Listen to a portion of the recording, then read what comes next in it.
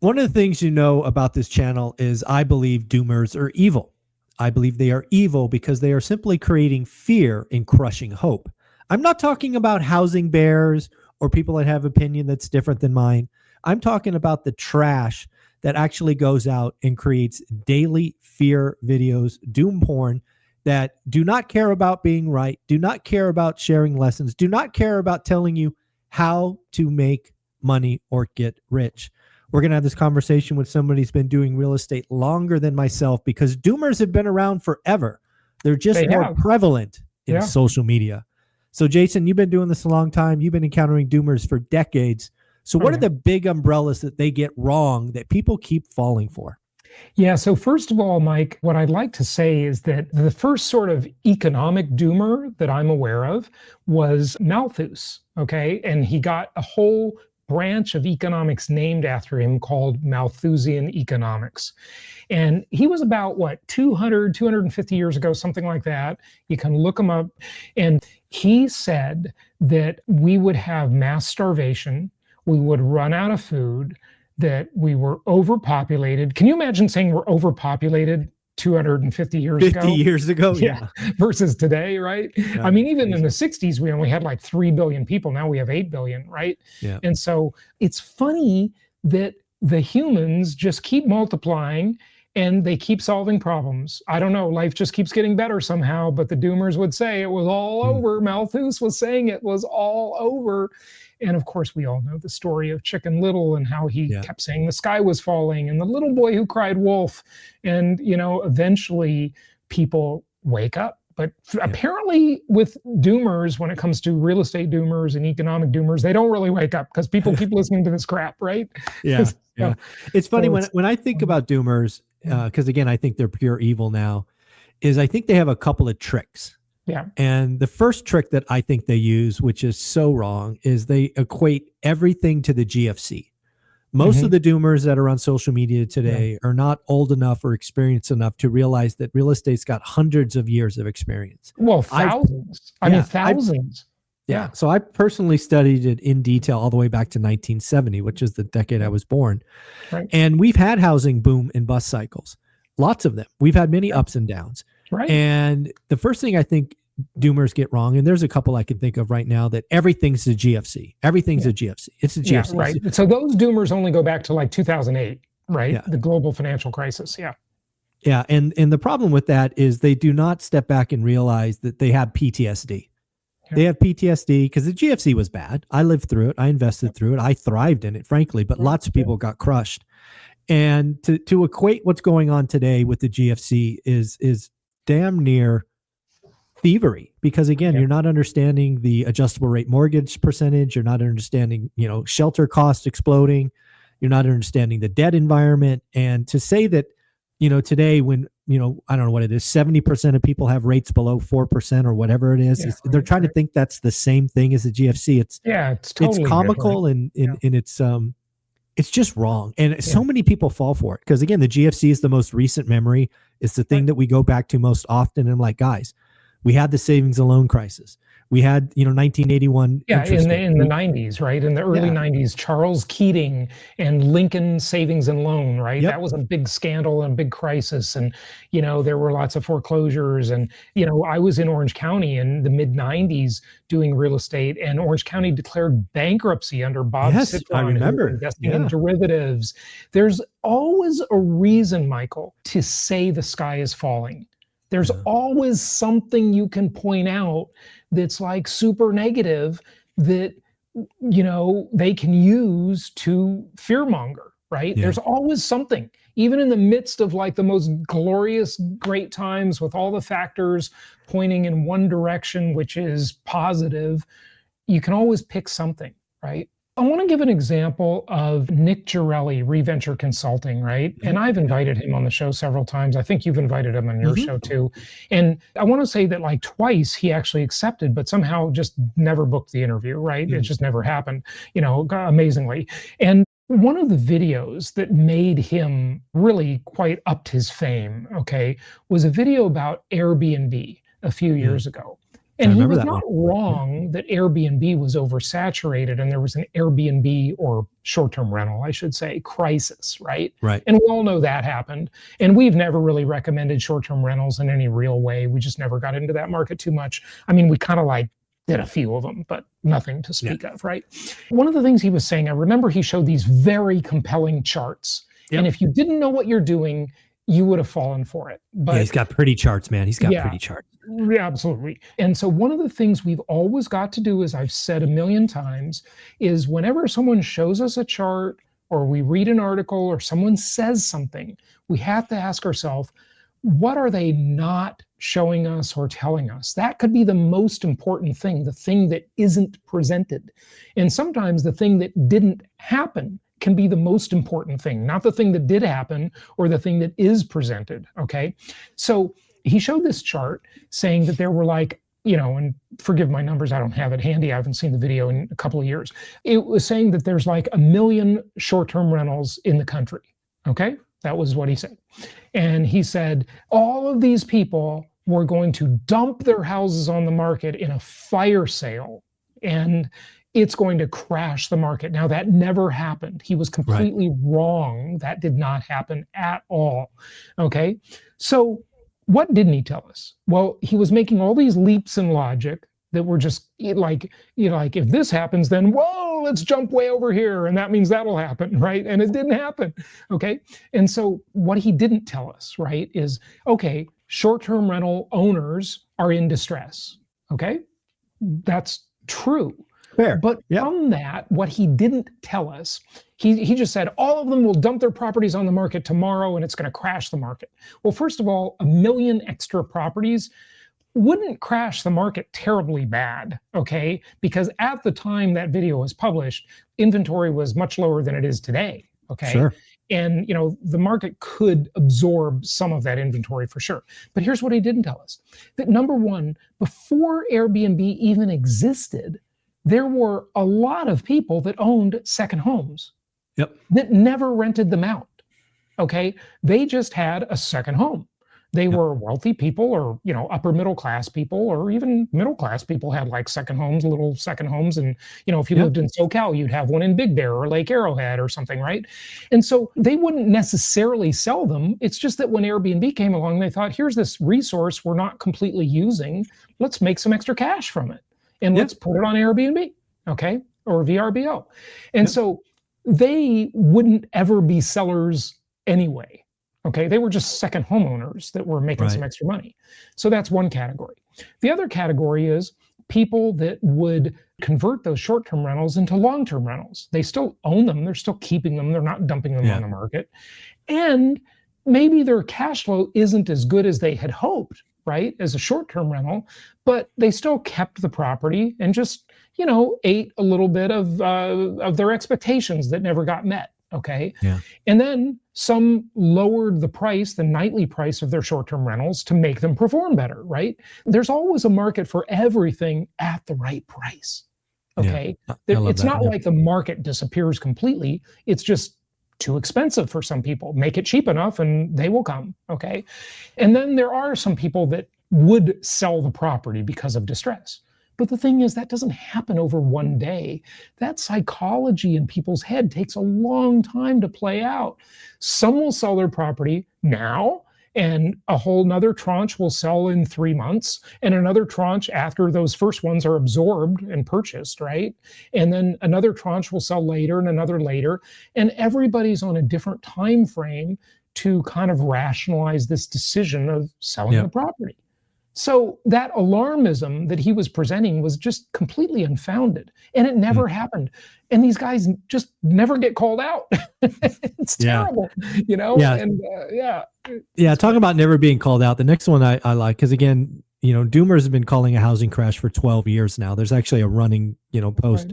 Right, silver tsunami, interest rates, like all of these baby reasons. boomers retiring or dying, right? All that.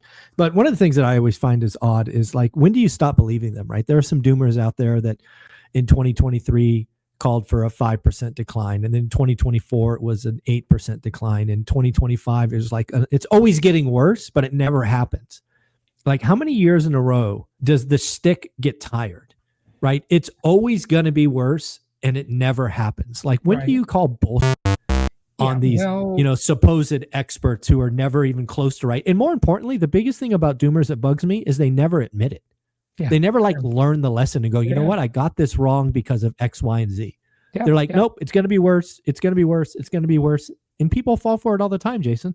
Yeah. Oh, you're absolutely right. I mean, look, when COVID happened, Ken McElroy published this doom video, and everybody was asking me about it. He got a lot of play. Like, if you publish negativity, you're going to get a lot of views. Okay. Yeah. The clickbait algorithm economy is very different than the real economy. Okay. Anyway, he was just calling for the end of the world in this video when COVID first, kind of the early stages of the COVID era.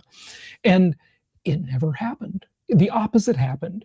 And he admitted to me like a year and a half later that he got it wrong because he didn't realize what the reaction of the government and the Federal Reserve would be, right? Exactly. And like, people have to realize we're in a centrally planned economy, okay? It's not like just market forces. So to speak to Ken's thing and his mistake, okay? He was saying that all of these factors because of COVID are going to crash the market.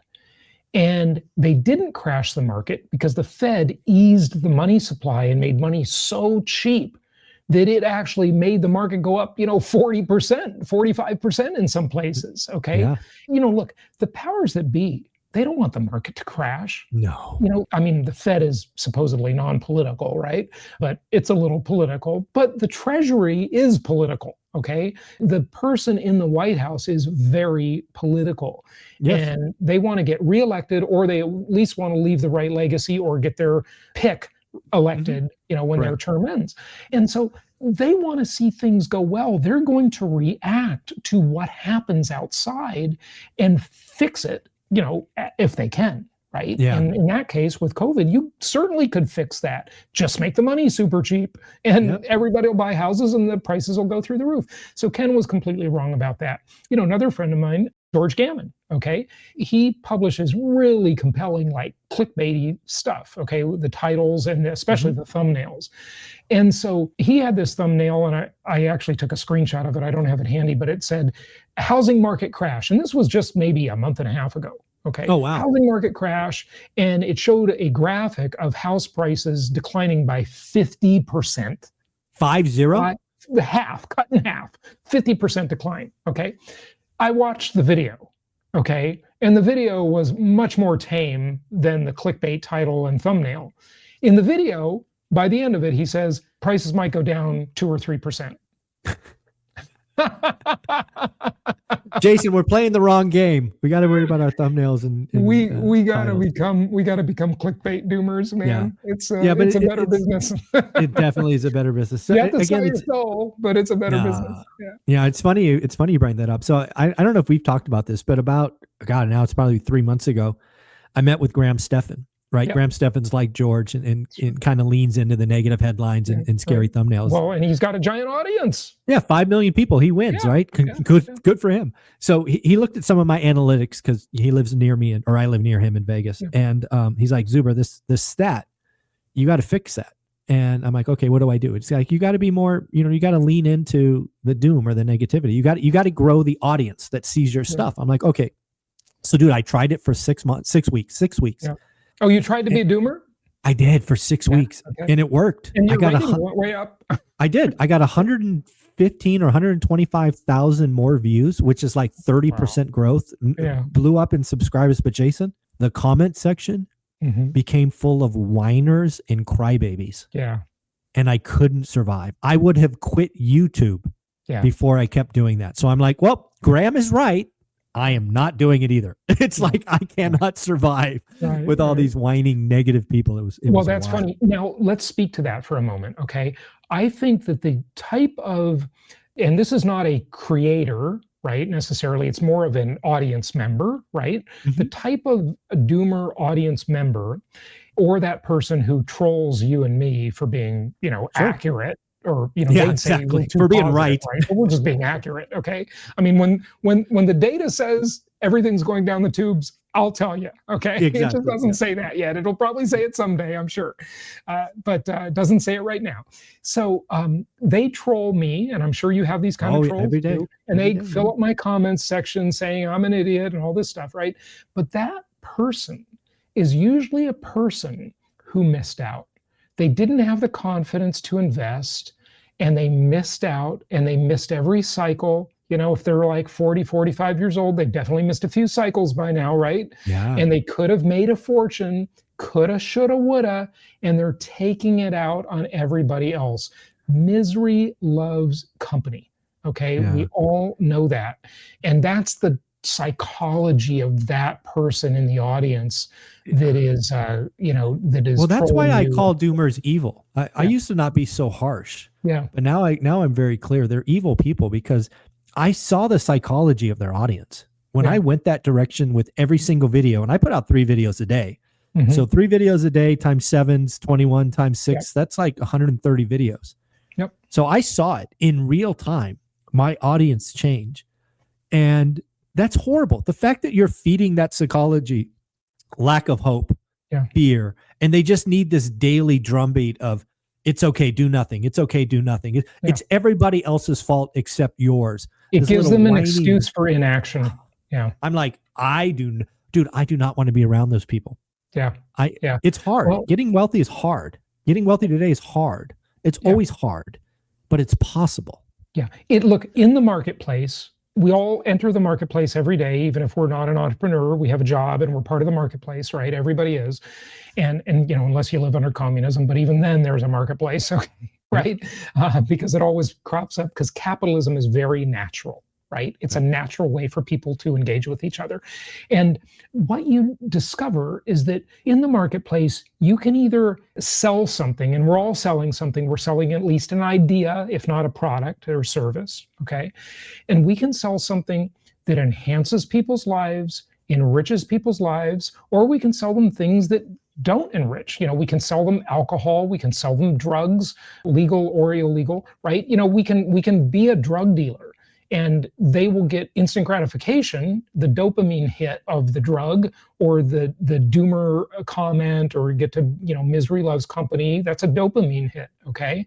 We can sell like junk food, and that's what they're doing. They're selling junk food. Maybe that's the best way to put it. I think versus, they're selling poison. Healthy, being kind. natural, real food. It's poison. They're selling poison. It's poison. If you consume a little bit of poison every day, you're gonna die. Yeah. If you allow doomer evil poison into your mind, they're going to keep you broke and addicted to bad things. It's poison. It's not junk food. It's poison. Right. Yeah. That's a great way to put it. It is poison, but it kind of, the reason I say it's like junk food is because it tastes good going down, right? Initially it tastes good. It feels good to commiserate and have all the negativity at the time, but it's not good for you overall. You're going to miss out. You're going to have the biggest cost is the opportunity cost. What you might have done if you didn't miss out, if you had the confidence to invest, you would have been among the people who won the game, right? Yeah. But the doomer missed out. By the way, Michael, I don't want to forget. I want to recommend a book. Now, this book is not anything like we're talking about, but it's just a good book. It's by Matt Ridley, and it's called The Rational Optimist. The Rational Optimist by Matt Ridley. I read it maybe 3-4 years ago, and it's great.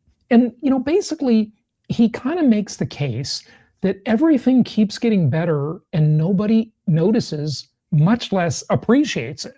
Okay. And just think of how much better, and I don't mean culturally, by the way. Culturally, I'm a doomer. Okay. I think our culture has gone down the tubes. It's awful. It is getting better with the new administration. That influences the culture. And I do think that's kind of healing, but that takes a very long time. Okay. But largely for the past several decades, I'm negative on culture. But economically and standard of living, it's gone through the roof. Like everything is just getting so much better and nobody even notices, just a small example. Of course, we've got these amazing devices, right? These phones are incredible. All the computing power we have, you add AI to that and it's skyrocketed. Productivity has skyrocketed. But just Wi-Fi. I just want you to realize and just think back to how it was even 5 or 6 years ago. I'm in a hotel right now here in New Orleans. I'm at a conference, and I open up my computer and the Wi-Fi connects and it works, and it works great. That wasn't the case even 5 or 6 years ago, much less 20 years ago. I mean, I remember being in Portugal 20 years ago, and the only Wi-Fi was in the lobby of the hotel, and I had to go down there in the lobby and work. All right, I couldn't be in my room. You know, I remember being in a hotel in Las Vegas once. They didn't even have Wi-Fi, like 20, maybe 22 years ago. Okay, if you can imagine, no Wi-Fi. Like they didn't even. Crazy. Crazy. You know, everything just keeps getting so much better. Your cars are so much safer. Your devices are so much better. You're traveling way more. I mean, I like to watch old movies, old TV shows, and lately I've been binging Alfred Hitchcock Presents. They're fantastic. Okay. The original series between 1955 and 1965, it's all black and white. It's I was going to say black and white. Yeah. Yeah, it's really good. And, you know, you just see how different life was, what was considered sort of like a middle-class home. You're in people's surroundings. I know it's Hollywood, okay? I get it. But it is a representation. It's not, nothing's ever completely accurate. But if you weren't alive then, you have no memory or no context at all, okay? And just see how things used to be, okay? And how people interacted with each other. And there, the culture was much better. But the amount of stuff and material wealth was like nothing compared to what even a lower middle class person has today. Okay, like you have so much more. It's incredible. Yeah. At the end of the day, you know, human psychology, it's pretty easy to see why doom, fear, it's kind of a natural reaction, you know, fight or flight. But again, I do think there are evil people out there preaching doom just to pay their rent. Yeah, and folks, you got to recognize it. You got to recognize if you're consuming poison. And I think a lot of you are consuming poison and you're saying things like, I got to hear from the other side. No. Yeah. You don't hear from doomers. If you want to hear from a bear, somebody who's negative, that's okay. Different. Yeah, that's different. And if you don't know how to tell the difference, you're probably watching a doomer. That's what. Yeah, right. Yeah, the perma bear is not an accurate person or a perma bull, right? True. Just look at the data. I mean, when it comes to housing, there is a shortage. Nobody can deny that. You just look at the data, okay? I mean, it's all there. And, you know, we've analyzed, Michael and I analyze the market like crazy, so we don't have to go into it here, but there's just so many favorable factors. It's amazing. Yeah. Well, Jason, we're going to see you in Vegas in February, your keynote in day one on Saturday. We appreciate you.